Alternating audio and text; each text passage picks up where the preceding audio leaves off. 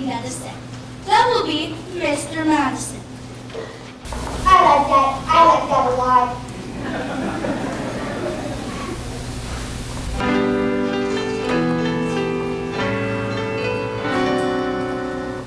I may be slowly, I may be quiet. I've got the heart to go and start a riot. When you make me nervous, liquor makes me ill. Still I'm the man with the power. He's the man with the power. 'Cause I've got a wicked will. He's got the will.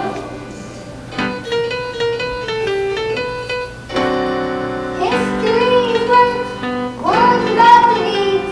It's great to be a winner, but every winner needs a scout who knows his pros. You can say the cracks and you can flag and fade away. Paint your face and pay clothes from Paris to Bombay. Crush your clothes and then it knows you win. But who's gonna know if you don't have a go with it? Who's gonna know if you don't have a go with the will? Storytelling fun, fun for those who think. The future generations will better understand. A child who knows his pros. You can overthrow a monarch and climb upon his throne. Stack surrounding countries with friends who are all alone. Kicks and bites and then to that spin. But who's gonna know if you don't have a go with it? Who's gonna know if you don't have a go with it? Who's gonna know if you don't have a go with the will? And out in the bay.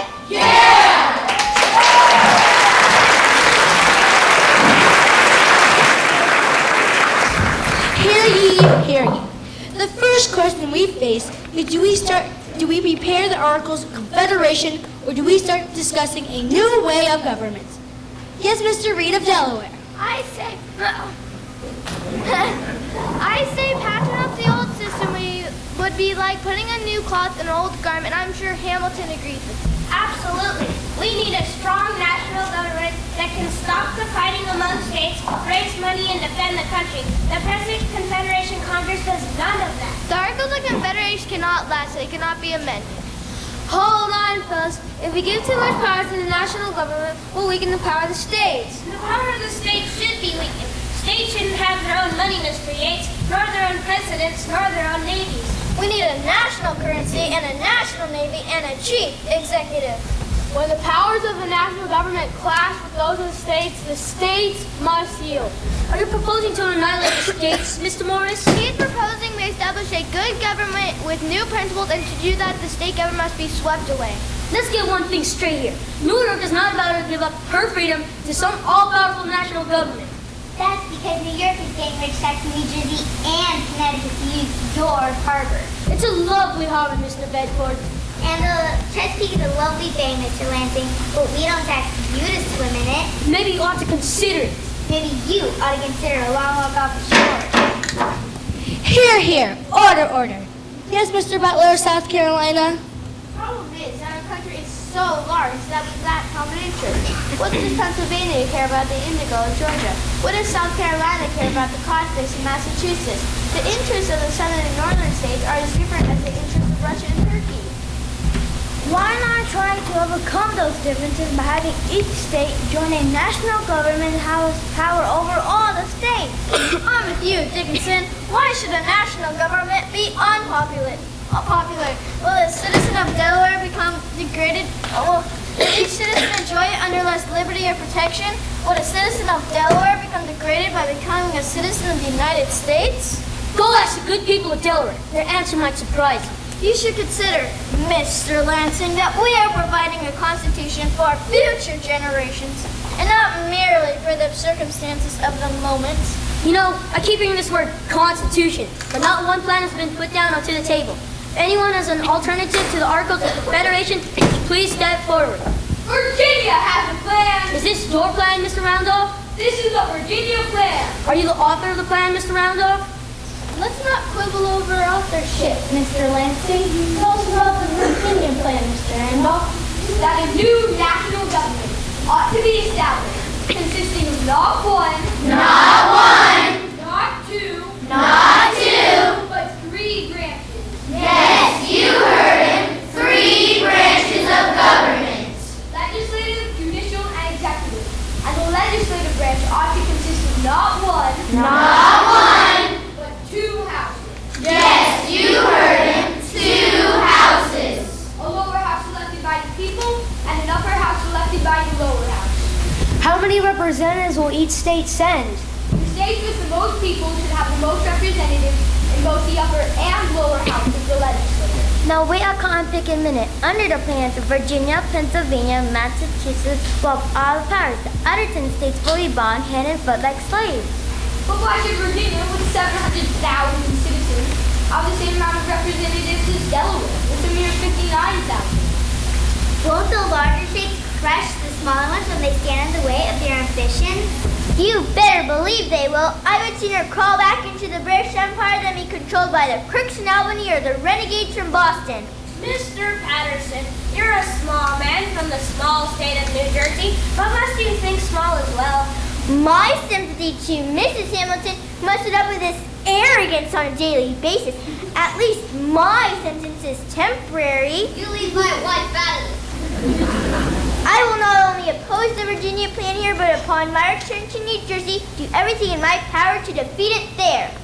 If the small states will not go along with the Virginia plan, Pennsylvania will not go along with any other plan.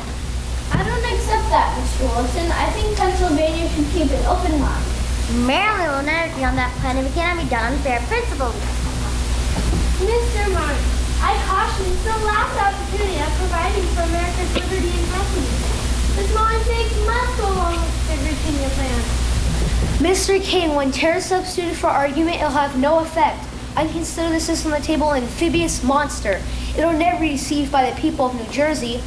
If New Jersey will not give up her sovereignty, Mr. Dayton, it is in vain to talk of a national government. If the large states won't hear concerns, the Confederate Air Force, the Union itself is finished.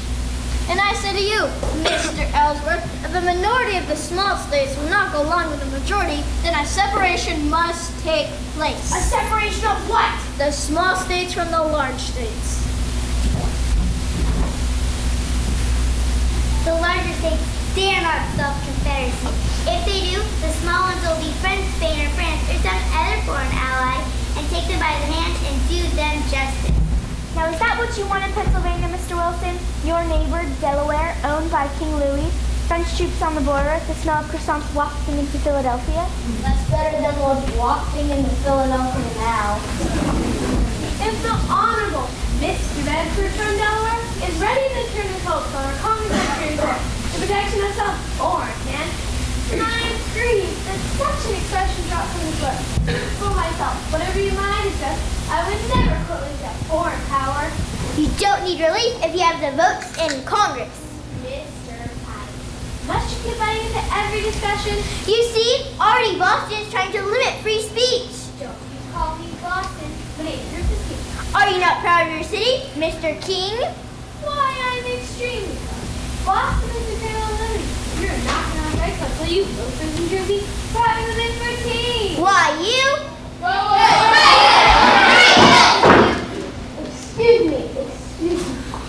May I get a few words in here? Sit down, you two. We don't need any volleyball stuff in here. Now, let me tell you something about carpentry.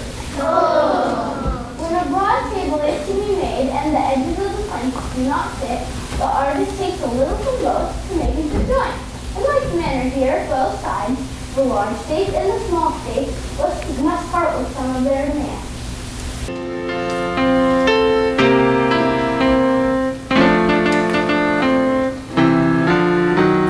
We all want what's best for us. That's the now, however, things are asked, as the compromise.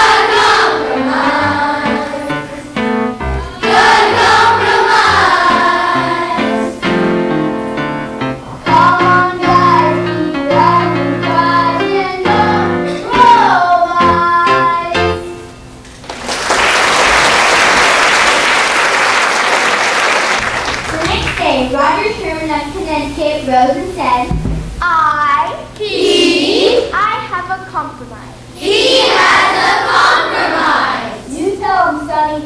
If representation in the lower house is based on population, then why not have representation in the upper house be equal? I'm liking this. That way, each state, regardless of its population, will send two. That's right, two, and only two senators to the upper house. And only that way can New Jersey be equal with Pennsylvania or Connecticut be equal with Virginia. Interesting. Provocative. Timely. The Sherman Plan. Bravo, bravo. Proportional representation in the House. Equal representation in the Senate. Here, here. Order, order. We'll vote on the Sherman Plan. Massachusetts? Connecticut? Aye. New York? I gotta tell you, Mr. W, we New Yorkers are not liking what's going on here. Could you be more specific? New York did not come to Philadelphia to watch you weaken the state government. Lansing and I want nothing more to do with this travesty. We're going back to New York. Tommy Hamilton? No, I think New York needs at least one delegate here. Suit yourself. How about some child music, Sam?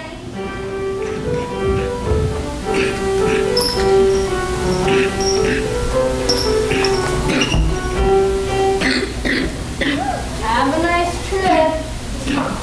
New York? Aye. New Jersey? Aye. Pennsylvania? Nay.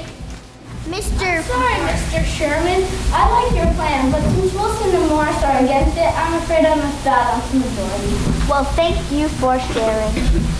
Delaware? Aye. Maryland? Aye. Virginia? Nay. North Carolina? Nay. South Carolina? Nay. The vote is now 5-5. The Sherman Plan will be cited by the vote of Georgia. Georgia, how do you vote? Nay. Bummer. At this point, it didn't seem like there was going to be any miracle in Philadelphia. Dear Martha, 5 weeks of debate. And little to show for it. Some of the delegates have gone home. I'm beginning to despair. I was never more sick of anything than I am of conventioneer. This city has no charm for me. I mix with company without enjoying it. Remains uncertain when I shall return home. We're on the verge of dissolution, scarce held together by a string of hairs. Please find my umbrella and blue coat, and honeysuckle against the house should be nailed up and made to spread. And have we seen the carrots which were too thick? Yes, we have, Georgie Porgy. The heat of the night is unbearable and makes sleep difficult, and we can't open the windows unless we wish to be tormented by flies, mosquitoes, and bedbugs. I think someone's opening my mail. There are set of beings here capable of any type of villainy to answer their purpose.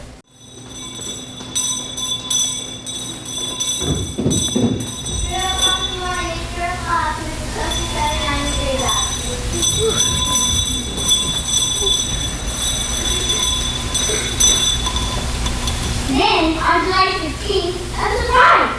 North Carolina has changed her mind. Oh, my lord.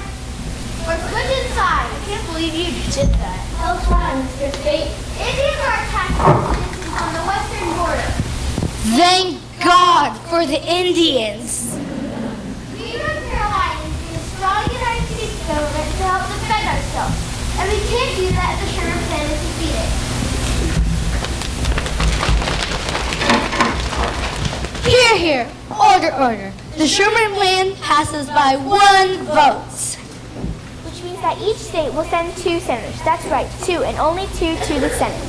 How long will senators be elected? Every 7 years. Every 5 years.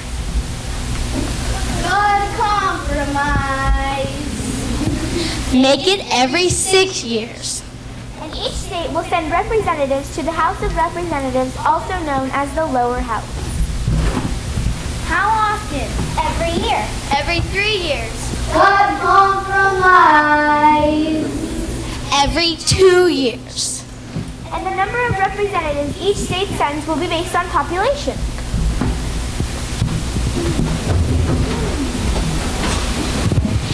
Is this the Constitution Convention? It certainly looks like it. Hello, everybody. Sorry I'm late. I hope I haven't missed too much. And you are? I am John Langdon from the great state of New Hampshire, home of the White Mountains and Lake Winnipesaukee. I would have been here earlier, but the roads are muddy. How we doing? We're doing just fine. You're just in time to hear Mr. Hamilton talk till supper time.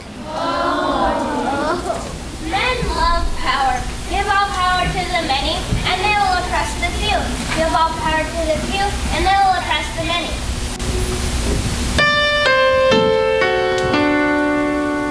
Some men make speeches that are 6 hours long.